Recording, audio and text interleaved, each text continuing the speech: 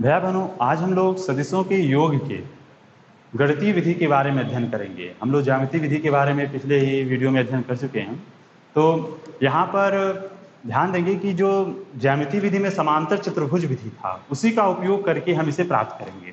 तो समांतर चतुर्भुज नियम क्या था, तो उसको थोड़ा सा समराइज कर लेते हैं कि यदि दो वेक्टर हैं, ठीक है, तो दो सदिशों के परिणाम और दिशा में किसी समांतर चतुर्भुज की किसी बिंदु से खींची गई दो संलग्न भुजाओं के द्वारा हम लोग उसे प्रदर्शित करें। जैसे यहाँ देखिए, मान लीजिए सदिश ए है और बी है, ठीक है, इसे हम समांतर चतुर्भुज के किसी दो भुजाओं के द्वारा प्रदर्शित कर रहे हैं जो एक ही बिंदु से दोनों संलग्न है, ठीक है।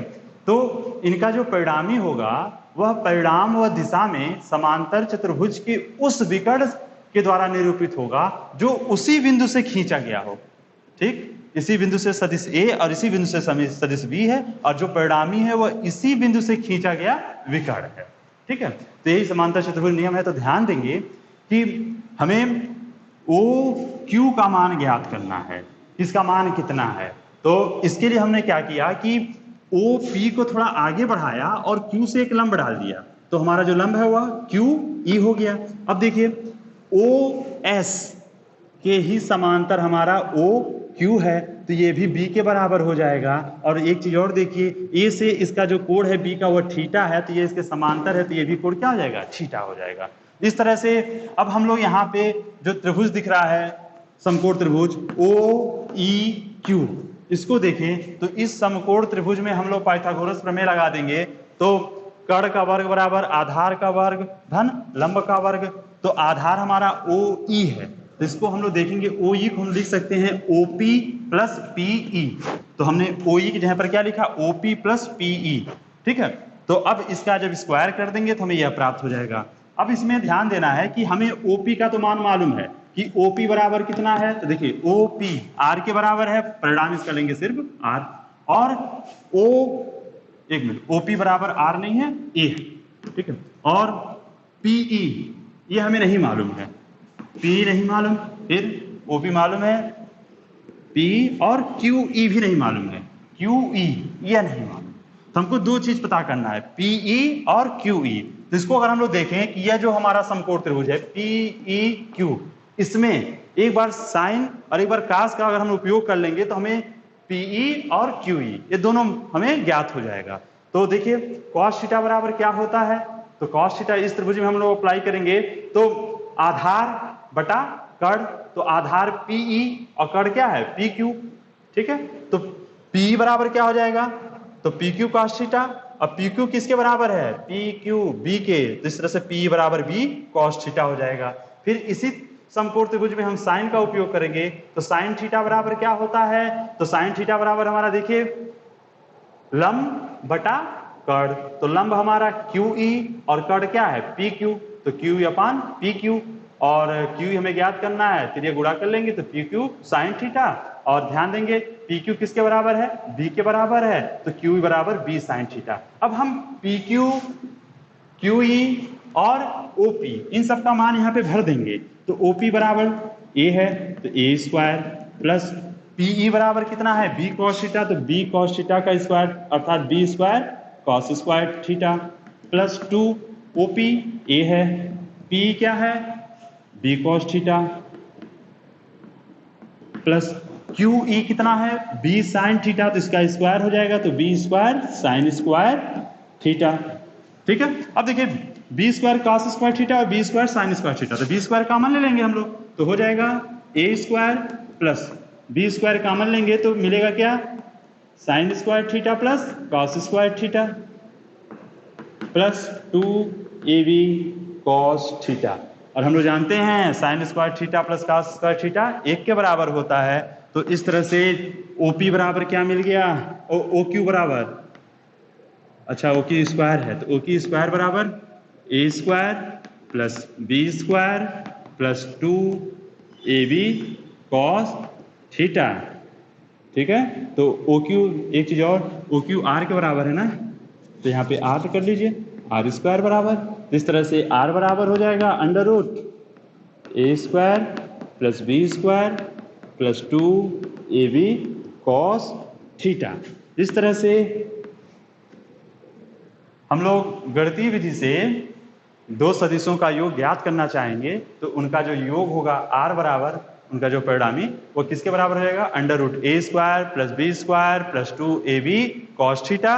अब ध्यान देंगे जो परिणामी है आर, देखिए किसी सदिश को व्यक्त करना है तो परिमाण और दिशा भी चाहिए, तो हमने उनका योग का जो परिणाम होगा वो तो हम लोग ज्ञात कर लिए, दिशा बाकी है। अभी दिशा क्या है तो ध्यान देंगे, ये जो परिणामी आर है ये पहले सदिश से कितना कोण बना रहा है यह ज्ञात कर ले तो काम बन जाएगा। तो मान लेते हैं कि इसके द्वारा बनाया गया जो कोण है वह अल्फा है। अब हमें अल्फा का मान ज्ञात करना है, तो इसके लिए हम लोग क्या कर लें, tan थीटा वाला फार्मूला अप्लाई कर लें। ठीक है, तो कोण कितना है अल्फा, तो tan अल्फा बराबर क्या होगा, ठीक है। तो ध्यान देंगे tan अल्फा हमारा लंब, और यहां पे देखेंगे कि कितना है QE, और इसका जो आधार है वह है OE। तो लंब बटा आधार होता है ना tan अल्फा, देखिए लंब हमारा OE करें QE और आधार हो गया OE। ठीक है, अब देखिए QE किसके बराबर है, तो B sin थीटा के बराबर हो गया। ठीक है, तो B sin थीटा बटा OE किसके बराबर है, ध्यान देंगे OE बराबर कितना है, दो भागों में बांटा गया है ना, तो OP plus PE, OP plus PE। OP किसके बराबर है, A के बराबर, और PE किसके बराबर है, B cos थीटा के। तो इसके जब हम OP के जहां पर क्या लिख देंगे A और P के जहां पर B cos थीटा, तो OE का मान यहां हम लोग भर लें, तो A plus B cos theta. तो इस तरह से tan अल्फा बराबर इतना मिल गया, तो अल्फा बराबर tan inverse B sin theta upon A plus B cos theta. तो कोण ज्ञात करना होगा तो हम इस सूत्र का उपयोग कर लेंगे। इस तरह से गणितीय विधि द्वारा हम लोगों ने दो सदिशों का परिणामी ज्ञात करना है, तो उसका सूत्र यह हो गया, और उनके बीच का जो कोण ज्ञात करना उसके लिए यह सूत्र हो गया। अब इसमें कुछ विशेष स्थितियां हो सकती हैं, जैसे जब दोनों सदिश एक ही दिशा में हो। ठीक है, ए और बी एक ही दिशा में हो, मतलब थीटा बराबर कितना हो जाएगा इस स्थिति में 0, दोनों सदिश एक दिशा में, थीटा बराबर 0। जब थीटा 0 होगा तो आप बताइए ये जो सूत्र है इस सूत्र में थीटा का मान हम 0 रखेंगे, cos 0 का मान कितना होता है, cos 0 का मान 1 हो गया। अब cos 0 का मान 1 हो गया तो ये क्या हो जाएगा, a square plus B square plus 2ab। ठीक है, और जो किसके बराबर हो जाएगा, a square a plus b का होल स्क्वायर। ठीक है, r बराबर, तो r बराबर a प्लस बी। इसका मतलब दो सदिश अगर एक ही दिशा में है तो उनका जो परिणामी होगा वो दोनों सदिशों के परिणामी के योग के बराबर हो जाएगा। अब इनके बीच का कोण, जो परिणामी जो आपका है, ध्यान देंगे वो परिणामी कितना कोण बनाएगा, तो जब दोनों एक ही दिशा में तो परिणामी भी उसी दिशा में हो गया, कोण तो हमारा 0 होगा। लेकिन अगर आप फार्मूले से ज्ञात करना चाहें तो थीटा का मान भर दीजिए यहाँ पे, साइन थीटा मतलब साइन 0 का मान क्या हो जाएगा 0, मतलब tan अल्फा बराबर 0, अर्थात अल्फा बराबर 0। इस तरह से दो सदिश एक ही दिशा में है तो परिणामी क्या हो जाएगा a प्लस बी, और जो परिणामी की जो दिशा है वह पहले सदिश से किस दिशा में होगी, 0 डिग्री की दिशा में, मतलब उसी सेम दिशा में हो जाएगी, a और b की दिशा में होगी। अब इसमें दूसरा कंडीशन ले लें कि दोनों जो सदिश हैं वो परस्पर लंबवत हैं। परस्पर लंबवत मतलब थीटा बराबर 90 डिग्री, थीटा बराबर 90 डिग्री इसमें रखेंगे तो cos 90 का मान हो जाता है कितना, बताइए, cos 90 0, और cos 90 0 तो यहाँ पे रख देंगे तो ये पूरा मान क्या हो जाएगा 0। उस स्थिति में हो जाएगा हमारा r बराबर under root a square plus b square.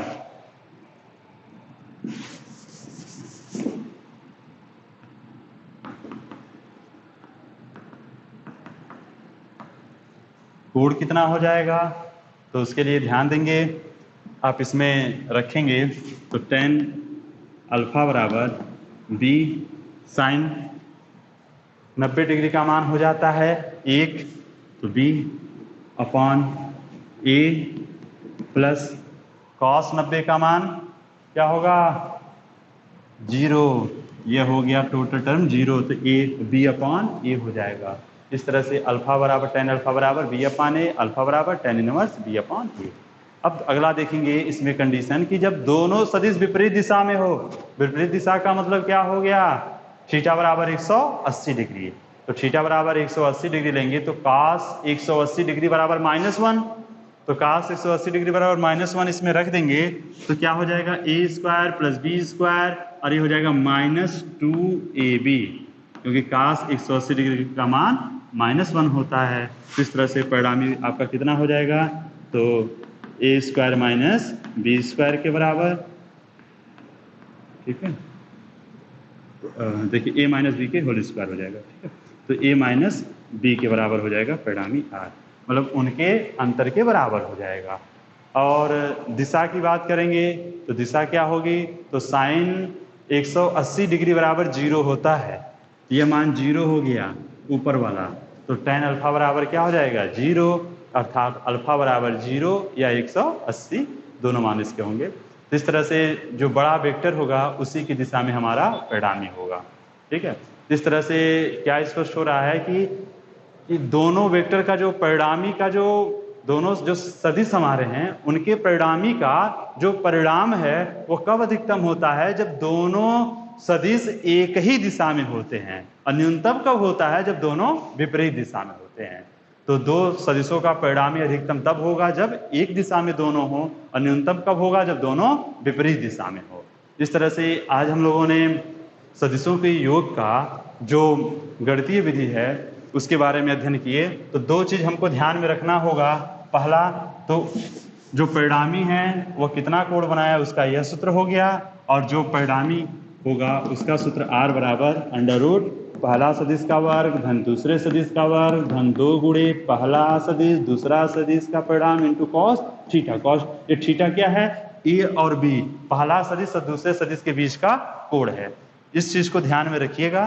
तो यदि हमें सदिशों का परिणामी दिया होगा तो हम उनका जो योग है वह ज्ञात कर सकते हैं।